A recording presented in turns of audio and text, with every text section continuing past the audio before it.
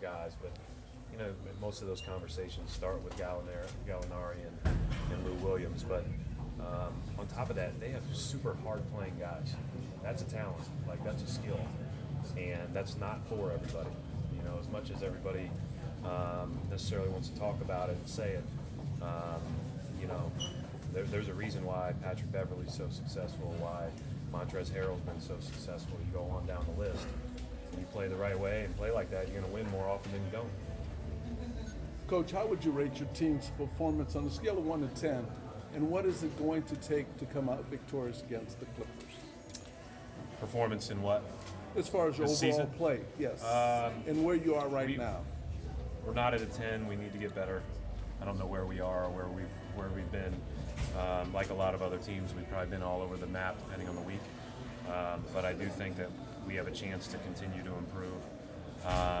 With regard to what we need to do tonight, we're going to have to play a really good 48-minute game. We played an outstanding 17-minute game the last time we played these guys, and unfortunately the other 31 minutes happened.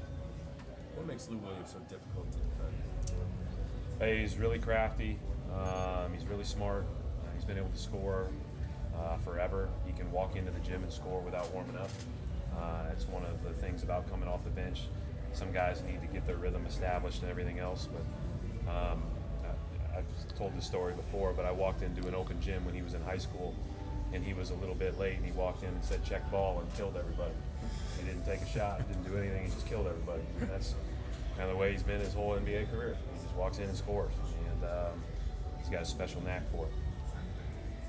Gallinari's taking a couple of huge charges, made some big defensive plays in his team. Is he a better defender than he's been given credit for? Yeah, for sure. And he's smart, and he's got great length. With the league going to a lot of switching, he's able to do that. He's able to use his length to keep people contained in one-on-one scenarios, and then he's really good at getting over and help and making plays. But their whole team is they've got guards that you think you may be able to post, but by the time you throw it in there, Harold's already rotated over to take them. It's a team that recognizes the biggest threat. Doc does a great job, and they're a hard team to play against. Brett, considering you came in as part of a rebuild with this organization, where does this season rank in terms of challenges for you as a coach? Has it been the most challenging year you've had since you've been in the Bucks? I don't know. When you win 25 games, that's awfully hard.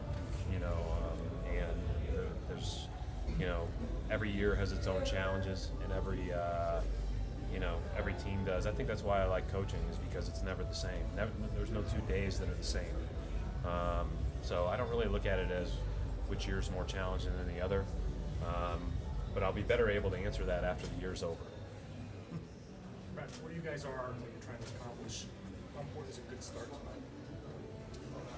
Well, last time we had a great start against them, and it didn't seem as important at the end. I think ultimately it is important, but these guys come off the bench just as strong as they start, and so you have to be great with your second unit all the way through, and it's going to take a 48-minute game of good play to have a chance to win. Thank you. Thanks, Coach.